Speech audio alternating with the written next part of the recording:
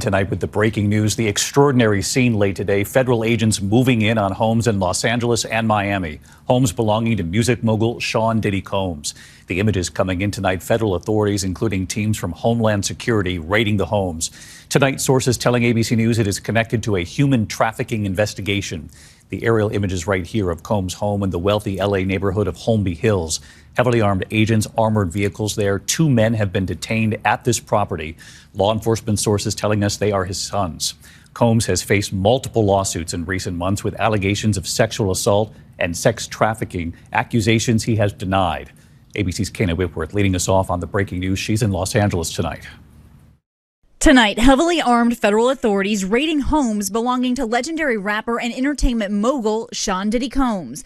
Agents from Homeland Security investigations seen in fatigues and body armor entering his home in the wealthy LA enclave of Holmby Hills. Drones flying overhead, Combs' 2 sons reportedly detained at the scene, and more agents at his mansion in Miami. The Department of Homeland Security confirming to ABC News that they executed law enforcement actions as part of an ongoing investigation. Law enforcement sources telling ABC News that this case is being handled out of the Southern District of New York, and the investigation involves allegations of human trafficking. Combs had multiple lawsuits leveled against him in recent months with allegations of sexual assault and sex trafficking.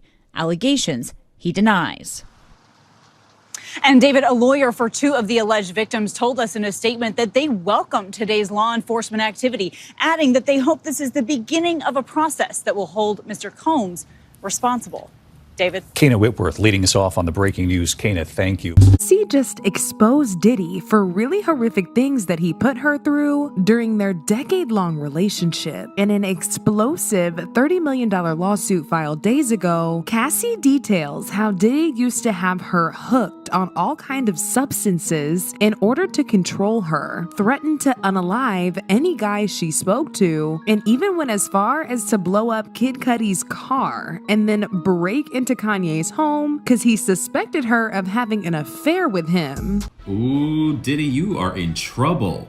Cassie, his ex-girlfriend, has filed a $30 million lawsuit accusing him of forcing her to sleep with other men, take drugs, and other things.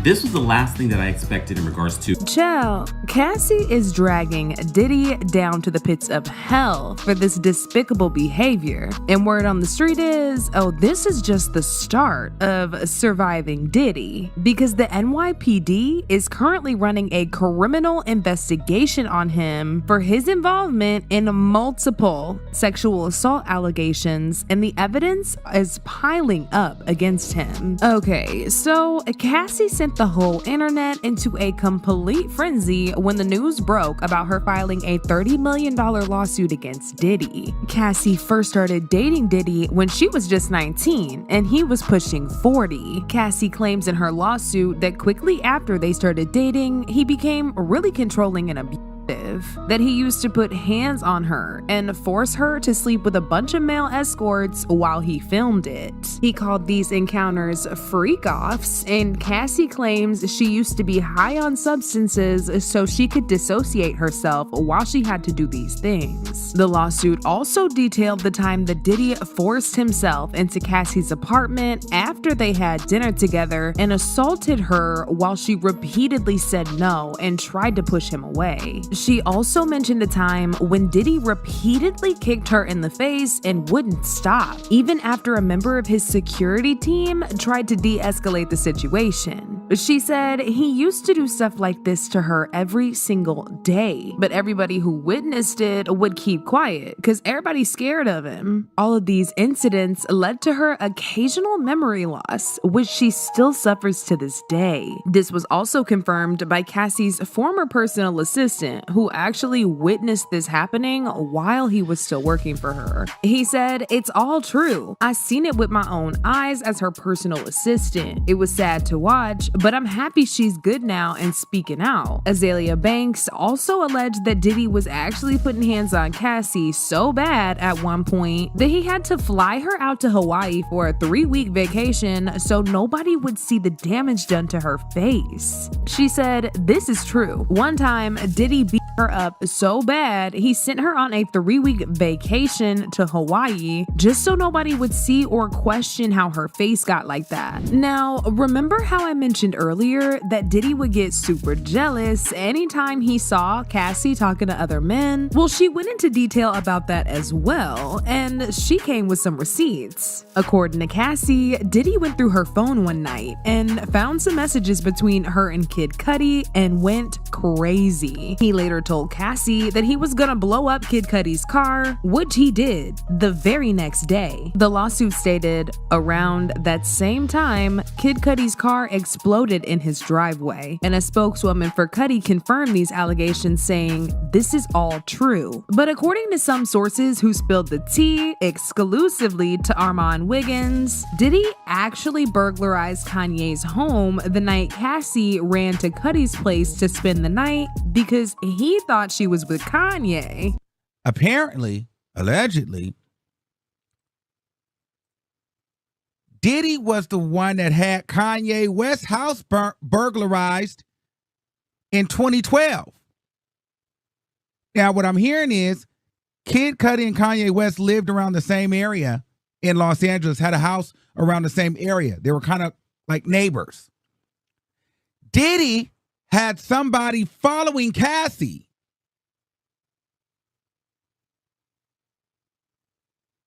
The person went back and I guess told Diddy that they were at Kanye. She was with Kanye at Kanye's house. So Diddy is like, Kanye, I'm going to send some niggas in there to ransack his house.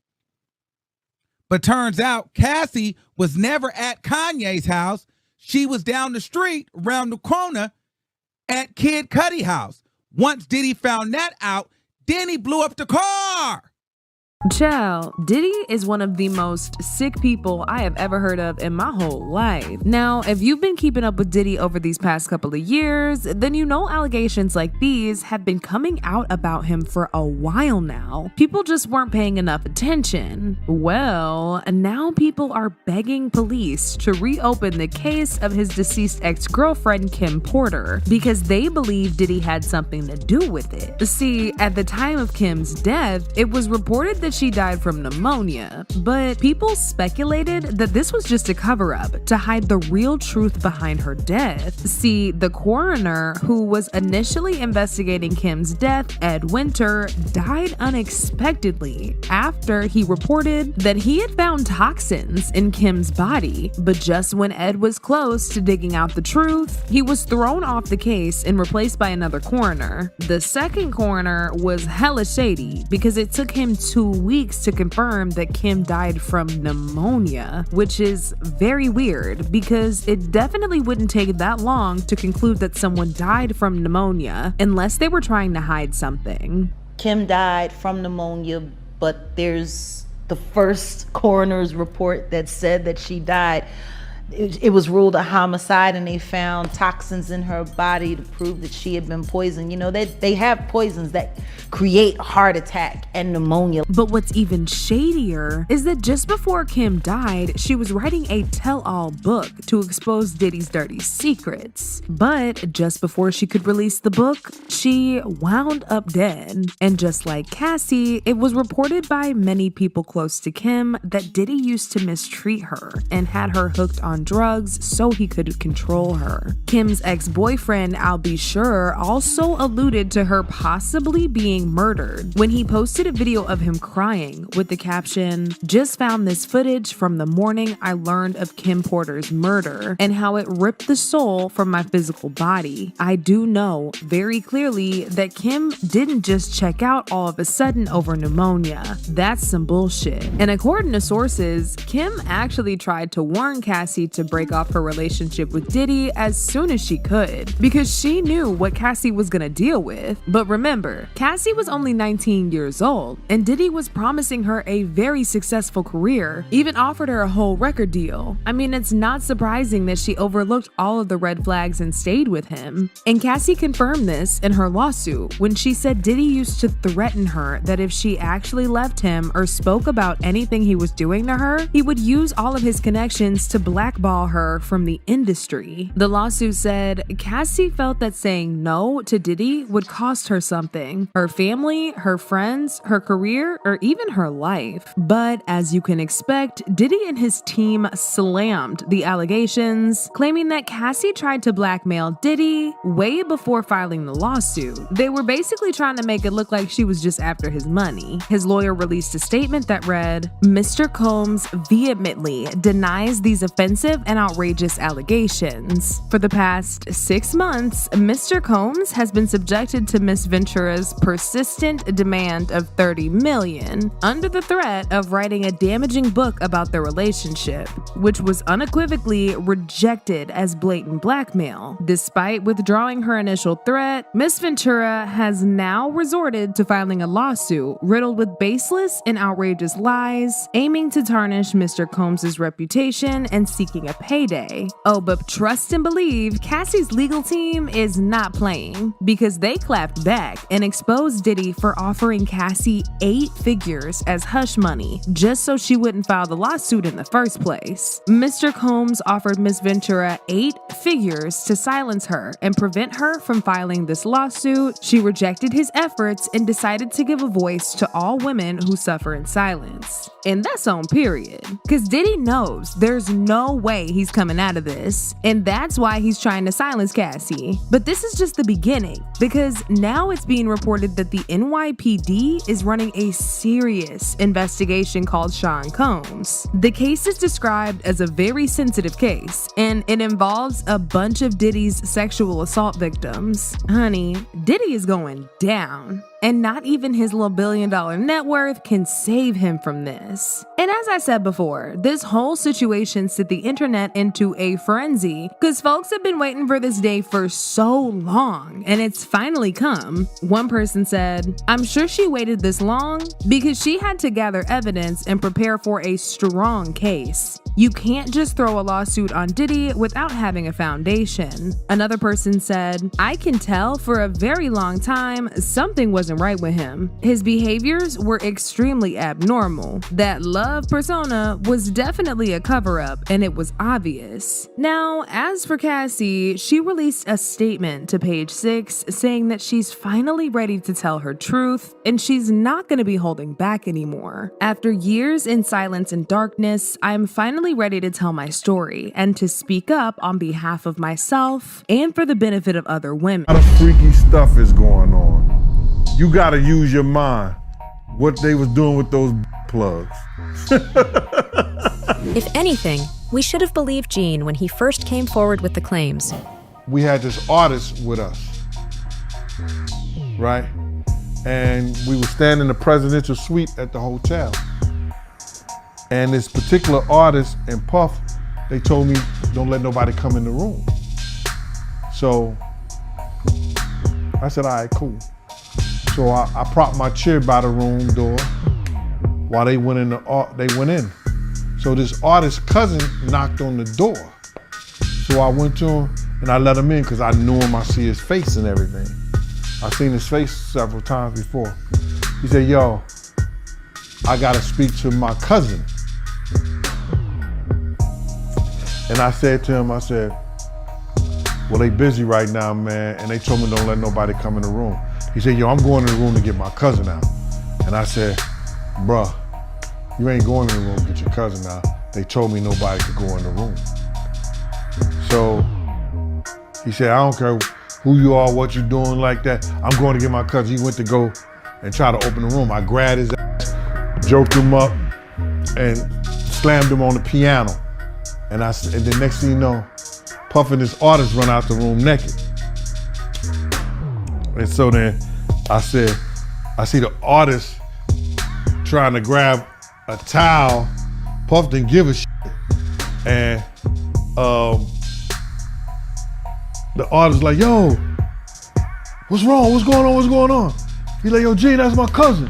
And I was like, yo, my man, he was trying to get in the room and y'all told me don't let nobody else come in, let nobody come in this room. And Puff just looked at the artist and the artist said, you ain't want to come up in there? It was a lot of freaky shit going on. It would be silly of us to say that Deal didn't speak up when it was happening.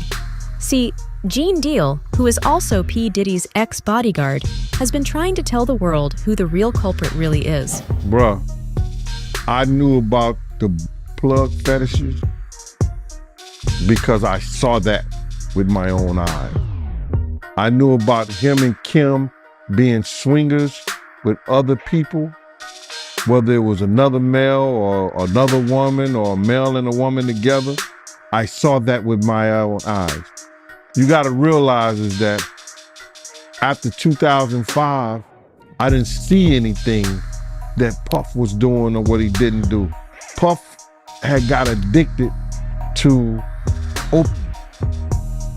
and being addicted to those things bring other drugs on. I seen Puff smoke a cigarette. I never saw him smoke a cigarette. He was on the beach smoking a cigarette on YouTube. Then I seen him, smoking weed and drinking. I was like, that ain't the Puff I know. So he ain't gonna do what he do around other people in front of me because he know I'm gonna check him on that. But what you trying to do? So to say that what he's being known for with Cassie, I can only equate to some of the things that I seen him and Kim go through. You understand what I'm saying? So people get mad, but it is what it is. I can only equate his actions like that. And with what he has revealed just recently, that in itself surpasses the other shady businesses Diddy has his hands dirty in. Here's what we mean.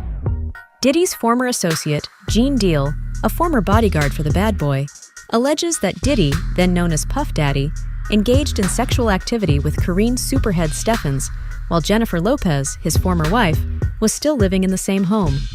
Now, many are questioning if Lopez knew the whole scope of her ex-husband's infidelity in light of these allegations. But how about we get to that in just a bit? According to Deal, the singer-slash-actress threw a dinner party after the former well-known couple watched a Miami Hurricanes game. The allegations state that afterward, Steffens was invited to join them in a separate room by Diddy's friend Slam. And, as expected, Steffens and Combs allegedly had a sexual encounter after Lopez walked upstairs. And then we came back, one of his, what's his name? Slam had set it up because Jennifer went upstairs. And Puff said, yo, Gene, watch the door. Don't let nobody come through the door. And I said, all right. And Slam set it up. And I wanted to say it was Korean, but I'm not sure it was her.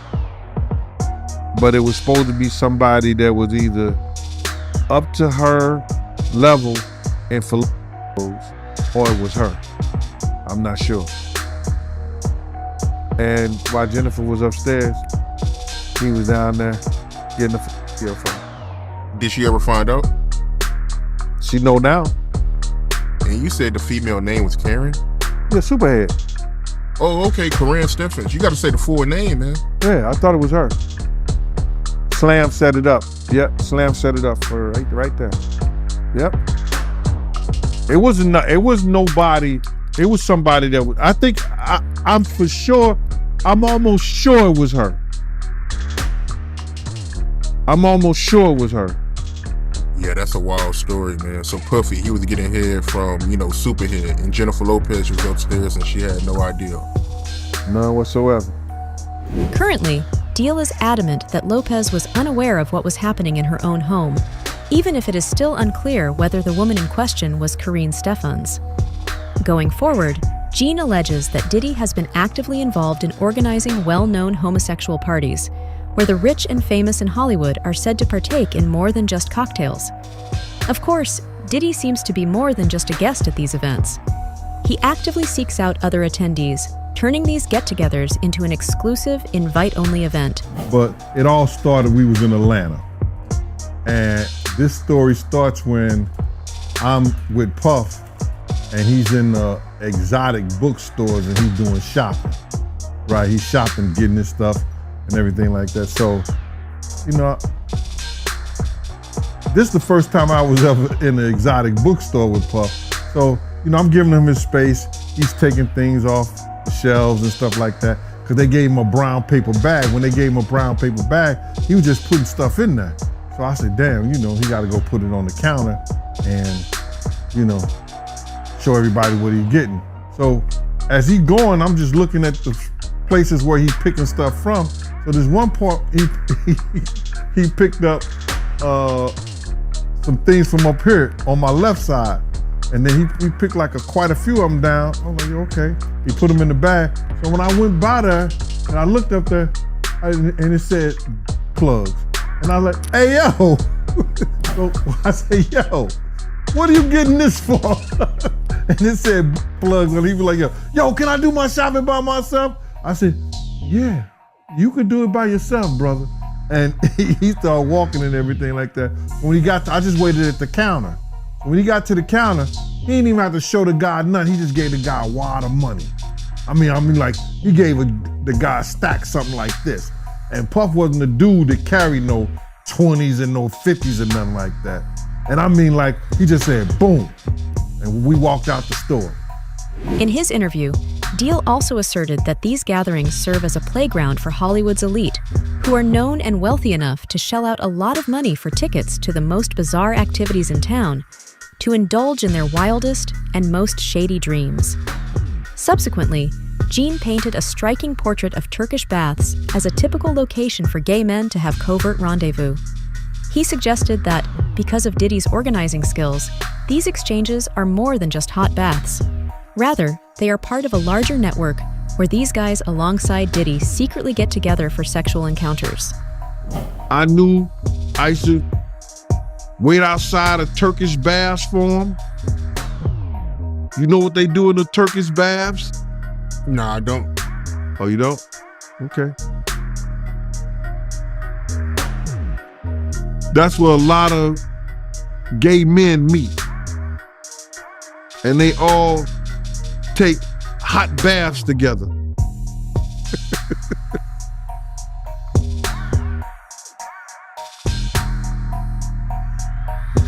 To each his own though, bruh.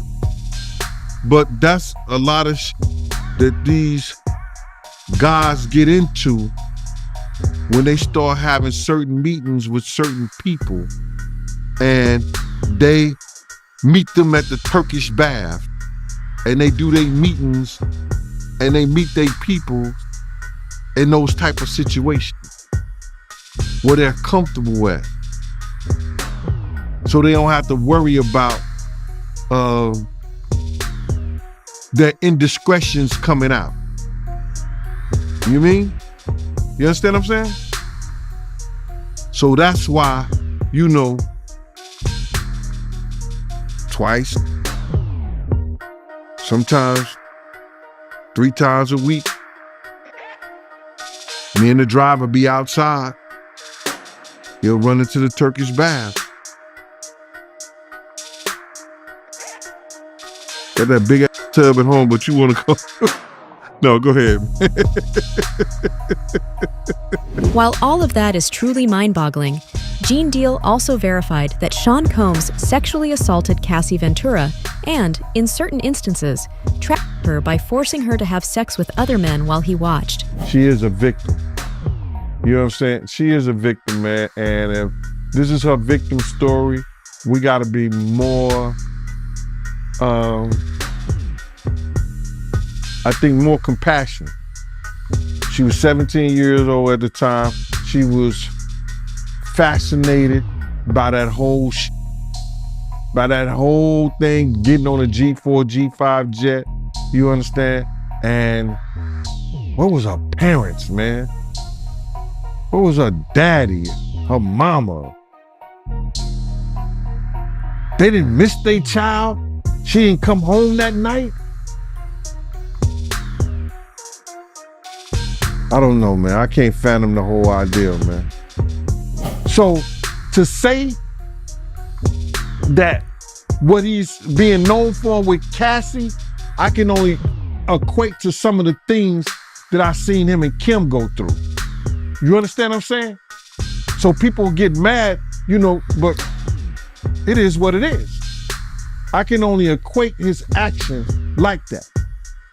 Crazy, man. For those who do not know, Cassie, whose true name is Cassandra Ventura, sued Combs last year on grounds of sex trafficking and sexual assault. According to Ventura's lawsuit, which was initially publicized quite heavily, she was abused by Combs for years, beginning shortly after she first met him in 2005, when she was just 19 years old. She said that he sexually assaulted her later in 2018 after beating her repeatedly and once even kicking her in the face. She added that he forced her to have sex with prostitutes in other cities while he recorded and masturbated, thus trafficking her. So if he want to see it and he want her to touch it, he might, that other person in the room with her just might want to feel it. Allegedly. So you feel like Diddy was having sex with the male prostitute? They had to be for both of them. They was in the room. Right? You're right. It's a freak-off section. Right? She would later attempt to remove the images and films, but Combs kept access, she claimed in the lawsuit, and at one time forced her to view a video she had thought she had deleted. According to Ventura's lawsuit, Combs and his allies also threatened to harm her music career if she came out against him, using their riches and influence to coerce her into silence and obedience. In one particularly startling revelation, Ventura said that Combs had threatened to blow up Kid Cudi's car because the two were dating. Eventually, the car exploded. Interestingly, Gene asserts that the lawsuit that generated a lot of attention was heavily modified. Surprisingly, a few of the more explicit details were allegedly altered prior to the legal proceedings even commencing. And it was a female. But my whole thing about it was this, is that anything in that lawsuit, you gotta realize that we only got a portion of it because it's been chopped up. Things has been taken out. So somebody wouldn't look a certain way. Now, they left some of the things in there.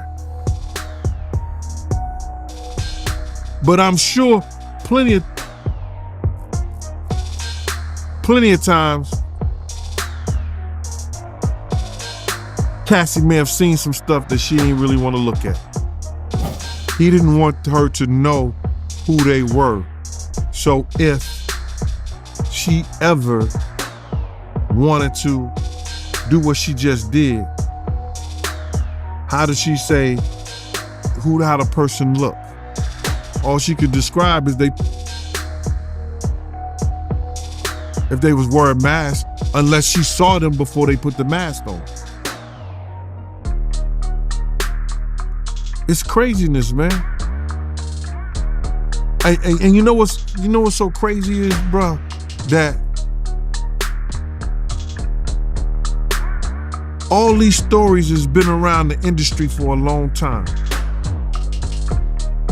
All these industry people know that Diddy been acting like this and doing this and try to engage other men into sexual acts with him.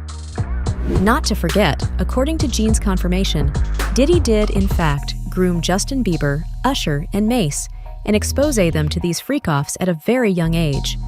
For this reason, all three of them have attempted, on their own accounts, to distance themselves from Diddy as much as possible. Man, it's a lot of stuff that Mace and Usher know that they ain't telling about Diddy. There's a lot of stuff that they know. Can you imagine, bruh? Can you really imagine? You see, Usher recently came clean about the unpleasant part of his early career. Usher claimed that while still a minor, Combs had exposed him to illegal drugs and crazy parties, leaving him nervous about everything. Moreover, Jaguar Wright, 50 Cent, and Cat Williams have all suggested that Combs is to blame for a number of deaths in Hollywood, primarily those of young musicians who wanted to come out and express their disgust for the rapper Diddy, but didn't seem to want anything to do with him. You know, I speak for a reason. When you see this bullshit motherfucking game with people that you love, that you like, you know, that you many coincidences. Too many. You, Honeycomb. oh. Stamp it. We gonna get you and your little dog. According to rapper 50 Cent, Diddy once went so far as to invite him shopping in an apparent attempt to buy 50 off with expensive presents and cash. You know what I'm saying? Like, he said something fabulous and he goes, but me and you, we ain't party. Like, we need to party. No, but we ain't never really party, you know what I'm saying? What is he talking about? What is he talking about? Instant has gone off. When people say that to me, I get a little uncomfortable. I get uncomfortable. Like he said something to me one time, a long time ago, at Chris Lighty's wedding. He told me he'd take me shopping. I looked at him like, what'd you just say? Even worse, Williams implies that Diddy was the one who previously attempted to exploit the comedian, despite Cat's best efforts to uphold his moral character. I've had to turn down $50 million 4 times. 4 times. Just to protect my integrity and that virgin hole I was telling you about. Right. Because P. Diddy be wanting to party. And you gotta tell him no. You got to tell him no. I did. I did. See, I got the receipts for everything I'm telling you. That's why I can say them so freely. Can I need another one? You here, get you another one. Thank you, sir. Thank you. Come on. Because early on you was accusing me of being... Cat, man. Yeah, it's crazy. Because I'm favored by God. Like, when I see people's wives and stuff, I don't even look at them. You know what I mean? Like, I don't want to look at nothing I don't want to have. Because I know how blessed I am. If I look at it, I got it.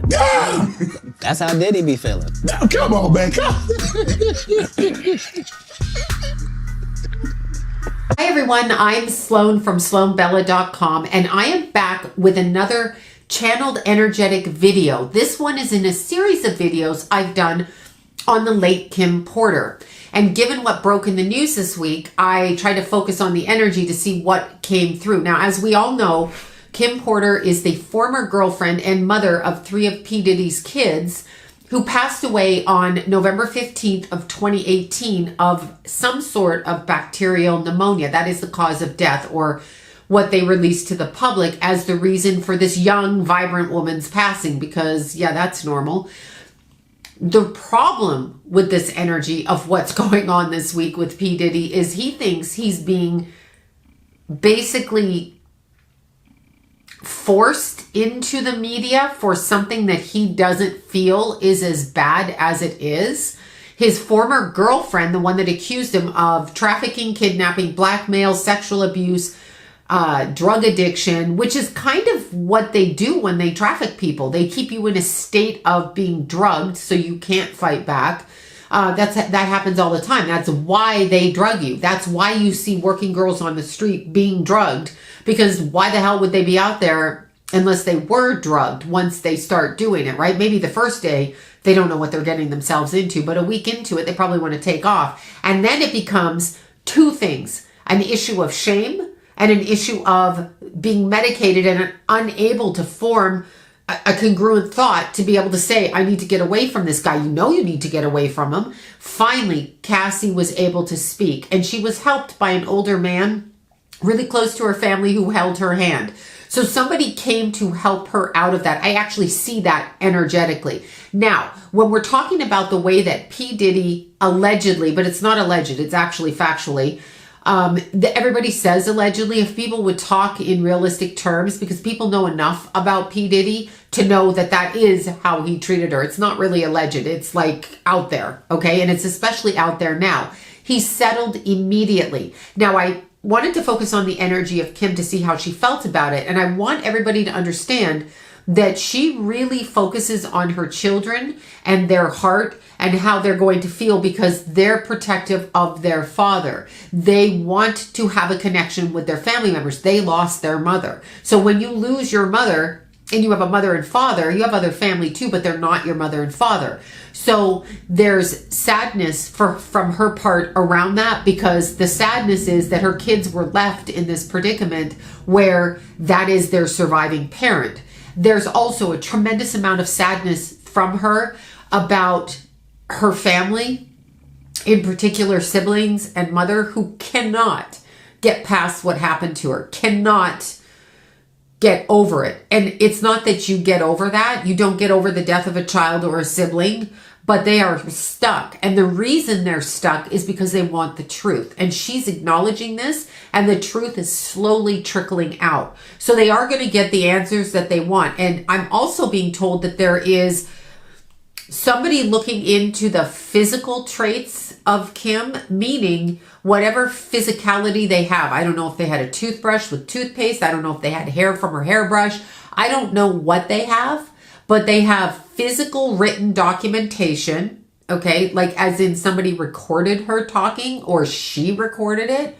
And they have some sort of evidence with her physical body. So this is either something the coroner collected or it was collected before, but you can run tests on it.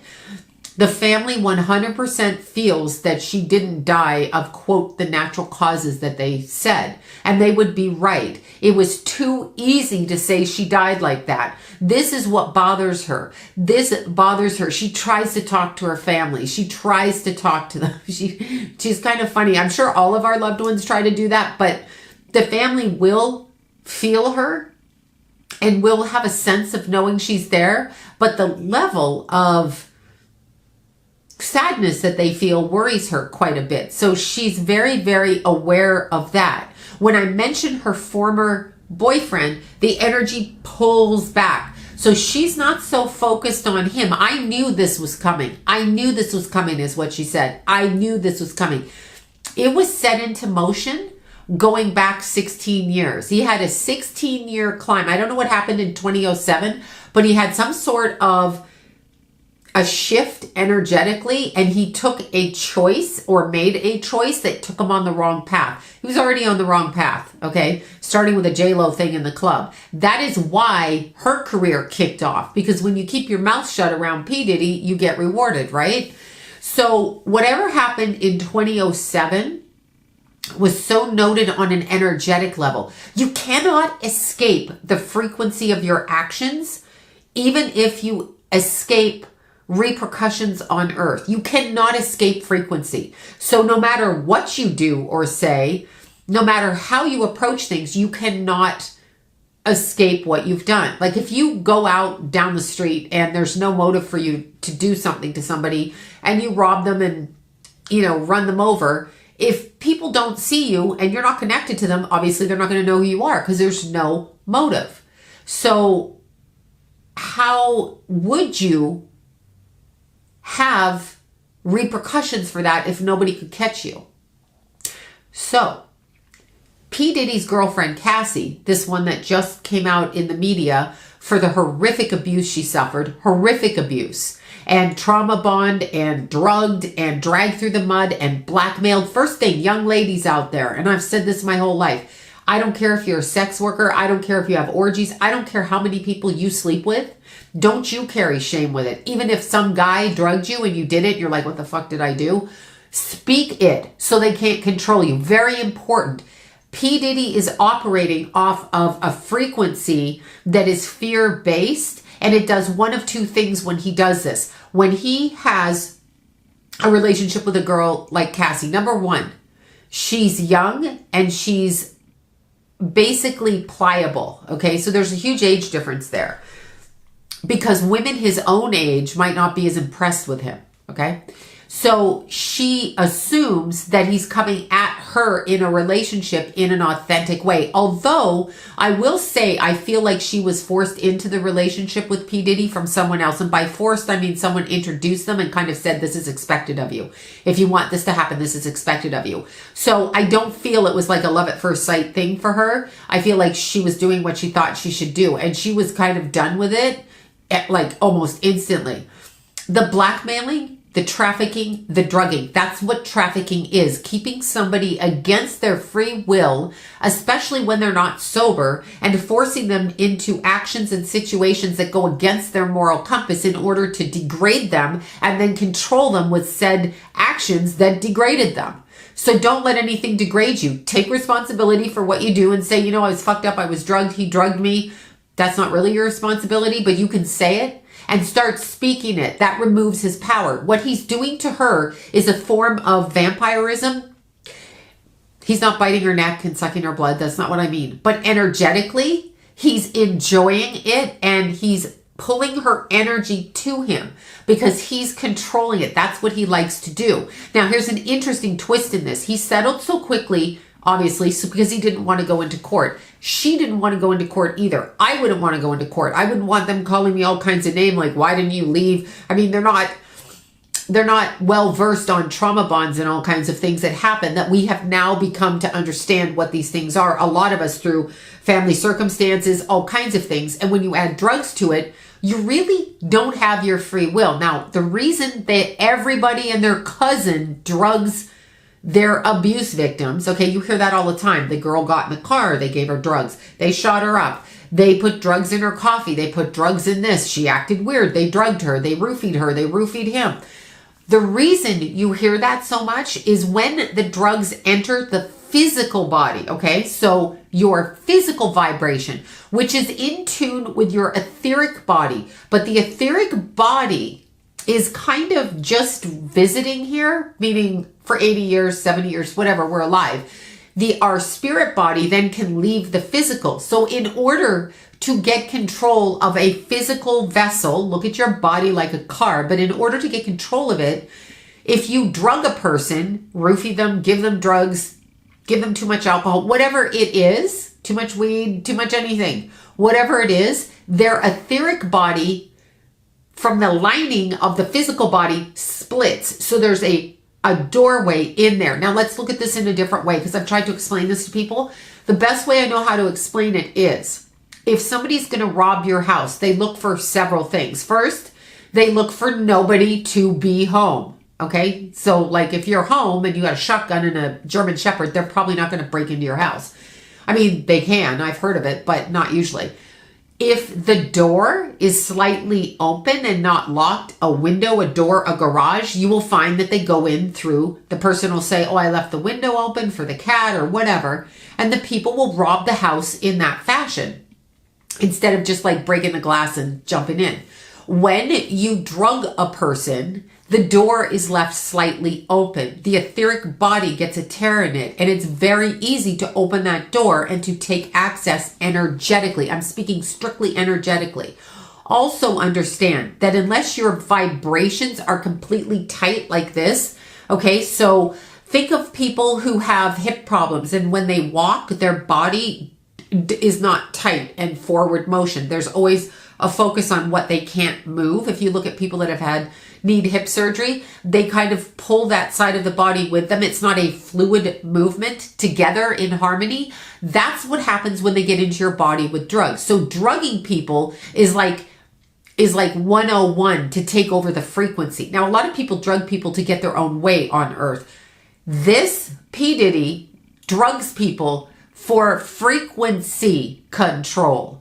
I want complete frequency control of whoever. And it's not just Cassie. It's not just Kim Porter. It's so many other people. And by the way, in P. Diddy's case, the sodomy ritual, yes, the ritual that they use in order to conjure up energy, call it sexual magic, call it black magic, call it whatever you want, but they do that. Okay, so never think that it's crazy and people don't do it.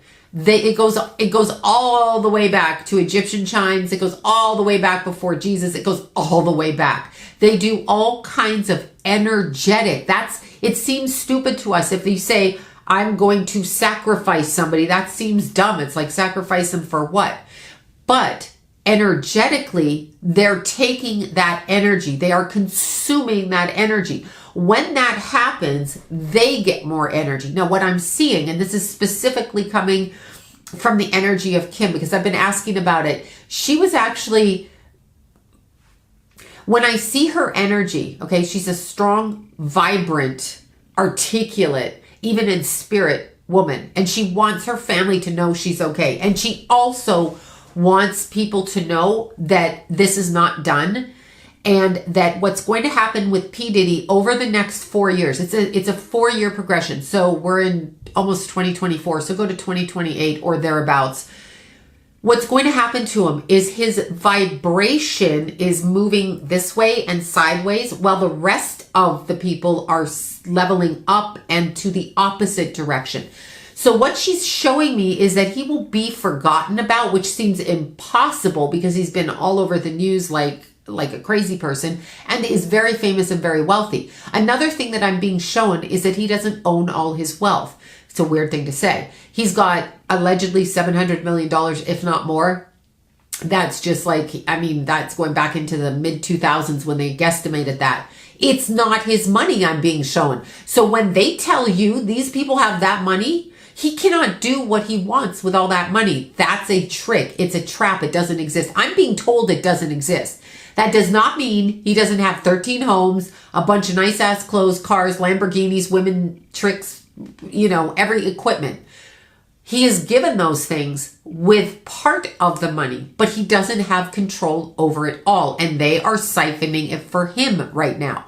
I'm seeing it like a milkshake and there's a straw and his wealth is being sucked. So by him agreeing to pay Cassie off, the others are coming behind until there's a complete and utter takedown of P. Diddy and his 3 right-hand men, okay? 3. So there's going to be a takedown that comes in with that. And he's going to try to step away.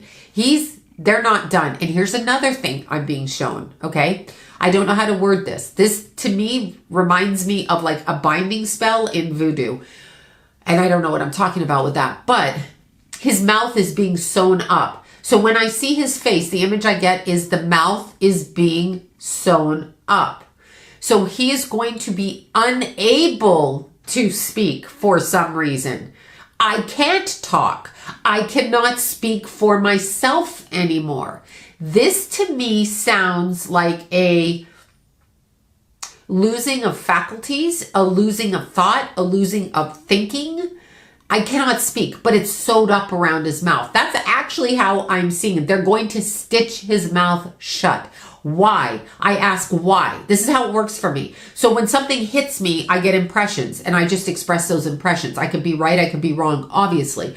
Nobody's 100% right. It's always worked this way for me. So when I ask him energetically, meaning in my head, however you want to word that, when I ask her why his mouth is being sewn up, it's because of his mentors and they don't want it coming out over here, even though some of them are outing themselves. These are old guys connected to old time, old style Motown. And she's showing me that he's being shut up from outing them or from speaking about them for some reason. So there's a hierarchy going on here and there's a total takedown of him. He is being sacrificed. So he may think he gets away with stuff. He may think it's cool he does what he does, but now he's the sacrificial lamb. And I do mean that. There's something that comes up with him in March, speaking of the lamb, during the Easter time frame, March, April, right in that time frame. That's why I said lamb. There's something else that's going to come up with him. We are not done. It is a complete takedown. And then you will see this man's energy. So his 3 close right-hand people, and I have no idea who they are. I don't know who he considers close. There might be people he's seen within public and they might not actually be his 3 right-hand men. His responsibility goes long and far, but on a frequency level, astral level, which means when the physical body stops breathing, we step out into the realm around us. So it's like stepping into the air, into the ethers, except there's a doorway into another energy frequency. That's all it is a frequency, like a radio station, okay? So when we're talking about it, he steps into a different frequency and they are blocking him. So you're not going to be able to connect with his energy as you evolve. I mean, you the people, we the people, all of us are not going to understand like where his power's gone because it's going to be so obvious that we don't focus on him. And as a result of that, he cannot continue to do what he does. That is the balancing of karma. It's balance. Karma is not vindictive, it's balance. So when somebody is not responsible for their repercussions on earth and think they can just shove it under the counter, there is a strong female connected to Kim who's going to come out with more information, and it involves her family members and him, okay? Strong thing. A lot of people knew what this man did. that was confusing to me, because I understand money and power.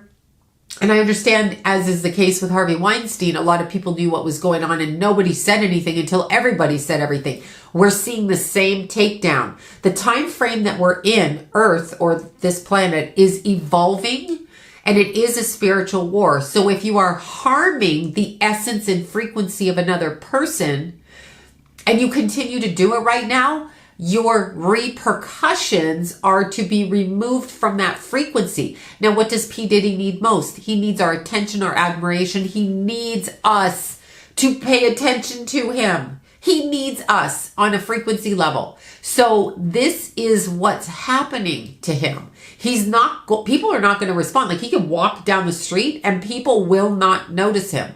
I mean, they might, but it's not going to be the same where people are like, oh my God. And there are younger musicians that are going to come out against him and talk about what he did. The bodies that are buried. Okay. So the bodies that are buried, they're going to talk about it. Talk about it. There are men in other countries who are going to speak about it. There is political connections to him in other countries and this country. They're going to speak about it. He will not be able to spend his money. That huge amount of wealth. I mean, what are you going to spend that on? But do you ever wonder why these people only donate to specific organizations in a specific way, as opposed to, for example, leaving 600 million of the 700 million to help the homeless in LA or help people in the Ukraine or whatever it is? Yeah, no, not going to happen. Not going to happen, because he doesn't have control of that money. I'm literally being shown that. He has a lot of that money, but not all of it. So there is some sort of bait and switch that they have done to us when we look at somebody and admire them in order to keep our energy attached to his energy and attached to the idea that that's the way to live. That's not the way to live, because he's basically void inside. Okay, so there's a voidness. Kim Porter stands up so strong. Okay, she stands up so strong. I am being represented, and they will find out what he did.